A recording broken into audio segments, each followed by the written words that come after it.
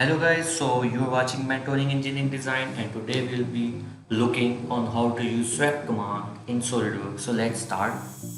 I will start it with any basic sketch and you can use any plane. I will use front plane here. So you can use control 1 and with the combination of control 1 to 0 you can change on which plane you are looking at. So I'll make a quick sketch here. Let's say I'm using a spline here currently. So let's say this is a sketch. Exit the sketch here and now go into swap boss. Now from 2015 and onwards the SolidWorks has introduced this circular profile, so you don't have to if you are going for a circular profile, you just can click here and you can select a diameter here and this will be readily strapped on this curve. So this is how it will look like. So let's say you have to make any other profile other than circular profile. So what you will have to do is, if your point is not lying on any planes as it is here, it is lying on front plane, but we don't want to make a sketch on front plane as the sketch has to be at perpendicular to this profile. So the top plane is also not feasible as the point is not lying on it, and right plane is definitely not feasible. So what we will do is we will go into reference geometry and we will select a plane. Now you just have to select this point and this curve, and a plane which is perpendicular to this curve will automatically be generated. So now we have the plane on which we want to make the sketch. So you just have to select this plane and you have to make a profile right on this point. So let's say I make a hexagon here like this, and you can dimension it if you want to. Let's make it 40. So now we have the sketch profile and the trajectory on which it has to be swept is already there. So just go into features and select this swap and select the profile and select the trajectory on which it has to be swept. So here we have this hexagonal profile. You can change this shape to any shape you want to. You just have to change this sketch you made for the hexagon. So now we will see what are the other advanced features we can use in swap command. So if I edit this sweep command,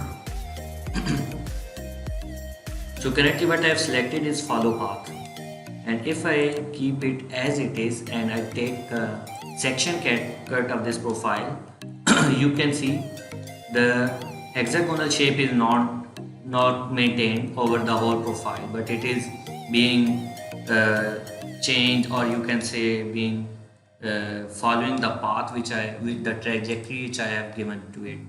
So if I change this follow path command to keep normal constant right here and check this, now the profile has changed. Now let's say if I take a section cut here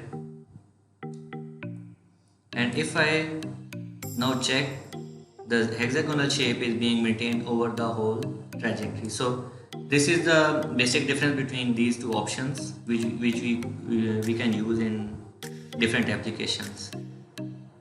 So now we will see how to use twist with our swap boss. Edit feature and go to options. I will keep it as follow path and I have selected a specified twist value. So now if you carefully observe this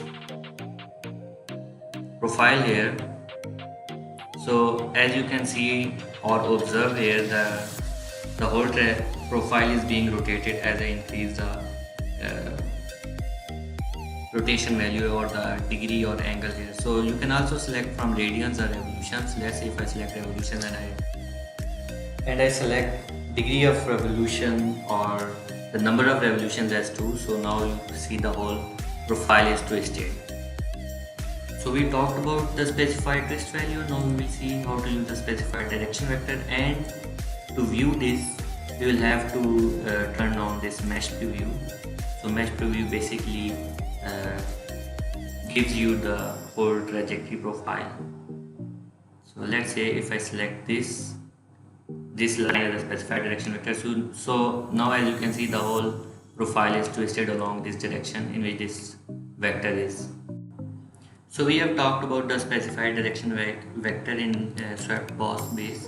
So let's see what could be the possible application for this twist in swept base. So let's say if you have to make a rope or you have to make a standard cable, what you can do is you can make multiple circles here in a single profile as I did here, and you can select swept boss here.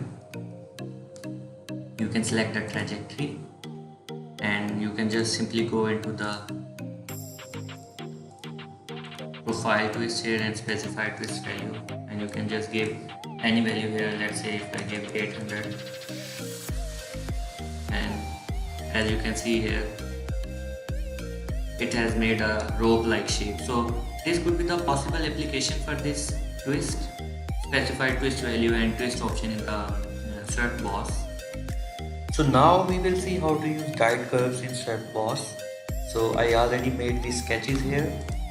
So one thing you have to remember is that you have to make all of the profiles in a separate sketch like I did here. So also keep one thing in mind, that these guide curves you make have to touch this circle profile which has to be swept over this center line. So let's start. Select swept boss, select the profile and give it the trajectory. Now if we go into guide curves, and currently this is almost a cylindrical shape.